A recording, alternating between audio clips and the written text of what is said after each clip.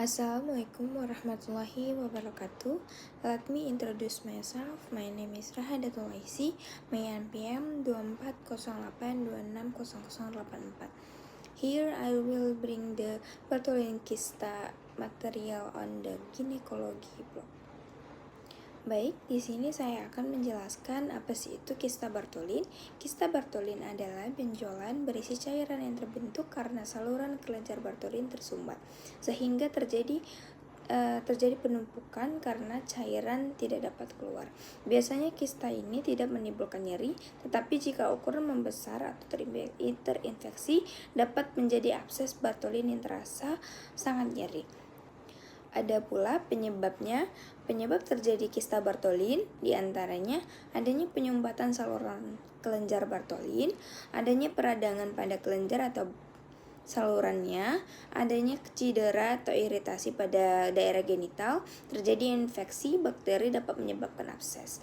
Adapun faktor resikonya itu pertama, wanita usia reproduksi 15-35 tahun, memiliki riwayat infeksi vagina atau vulva, memiliki banyak pasangan seksual, kebersihan organ intim yang kurang baik, pernah mengalami abses Bartholin sebelumnya.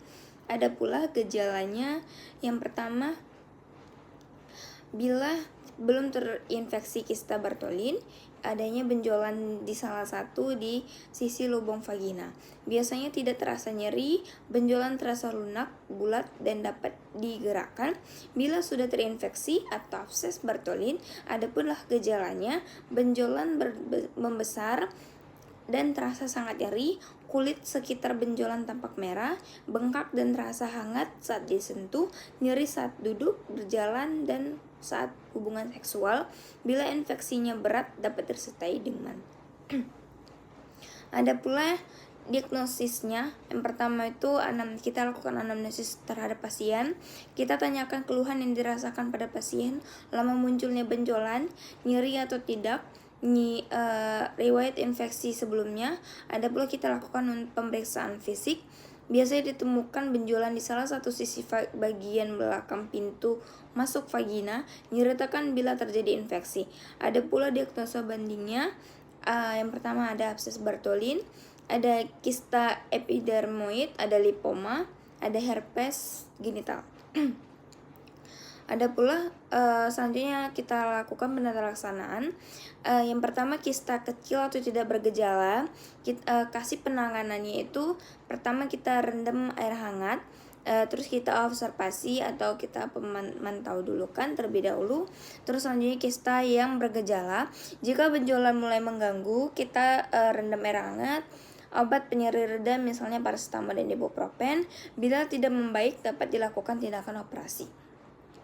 Bila sudah terjadi abses, penanganannya itu yang pertama kita lakukan insisi atau kita lakukan pengeluaran nanah, pemasangan kateter word atau agar saluran terbuka dan tidak mudah tersumbat kembali.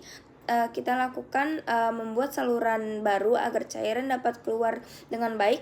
Terus kita kasih antibiotik seperti amoxicillin.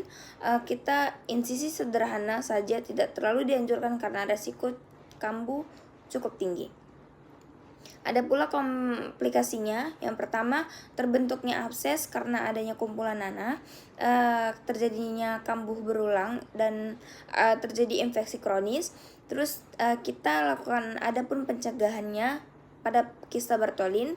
Yang pertama, kita suruh pasien untuk menjaga kebersihan organ intimnya, menerapkan hubungan seksual yang aman, dan kita bilang dengan hubungan seksual yang gimana caranya baik dalam hubungan intim, mengobati infeksi genital sedini mungkin, terus kita menghindari trauma atau iritasi pada daerah genital. Baik, sampai sini saja penjelasan saya tentang kista Bartholin pada blog ginekologi. Assalamualaikum warahmatullahi wabarakatuh.